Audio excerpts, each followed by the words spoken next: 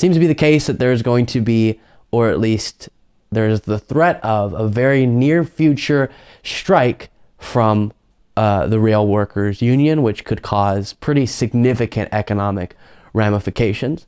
But we will look at this a bit here. So Yahoo News reports rail passengers face disruption in the run-up to Christmas after the RMT union announced more strike dates. Industrial action will be held across 4 48-hour periods on the 13th and 14th and 16th and 17th of December and the 3rd and 4th and 6th and 7th of January. Services have been severely disrupted in recent months as the row over pay, working conditions, and job security has continued. But the RMT said the latest strike action would send a clear message that the workers want better. Its members at Network Rail and 14 train companies voted last week in favor of further walkouts.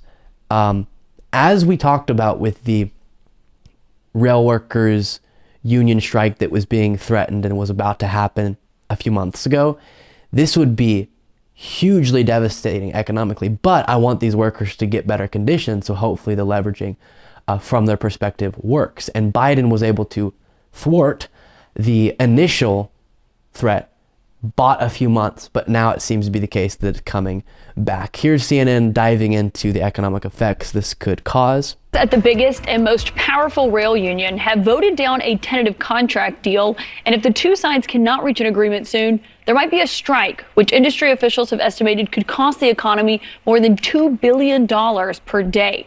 Freight rail obviously makes up a huge chunk of the American supply chain, and a strike means that food prices could skyrocket even more than they've already been raised, because rail is absolutely crucial in getting those products to consumers. Even gas prices could increase, given 300,000 barrels are moved daily by rail. And about 75% of all cars and trucks built in the United States or imported here are also moved by rail. That could mean a big shortage and massive price hikes. And if you're a commuter, you might also be in trouble, because nearly 97% of passenger rail used by Amtrak actually runs on freight lines. On top of all of that, the holidays are obviously right around the corner, meaning this strike could come during peak buying season. So joining us, workers at the... Okay, that is concerning. Both fronts matter. The workers' ability to use the union, which is the reason you would have a union, to get better working conditions, but then also the effect it could have on millions of other working people if this indeed goes forward, and those supply chains, those transportation situations are messed up significantly. That would be very bad. Here's Transportation Secretary Pete Buttigieg addressing this. You talked earlier about how important unions are in the world and in the American economy. Will the administration support the rail workers if they strike? Well, look, our goal right now is to make sure that doesn't happen. And we're urging the parties to get to the table and to do whatever it takes to prevent a shutdown. A shutdown is a scenario that is not acceptable. We got through the worst of the days in terms of the shipping backlogs. We've made headway on trucking. But if we don't have a healthy, functioning, strong rail system... I mean, can the American economy deal with it if it happens? It would not be good. I mean... Catastrophic. We don't have enough trucks or barges or ships in this country to make up for the rail network. Right.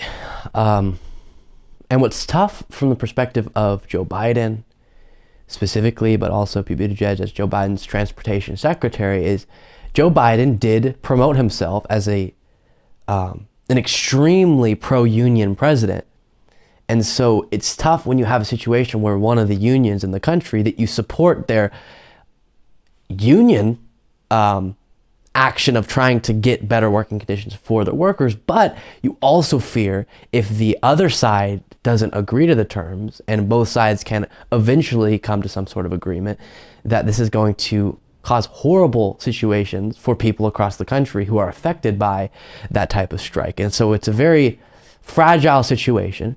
Last time, it was right in the nick of time that the Biden administration and the union and the companies involved came to an agreement.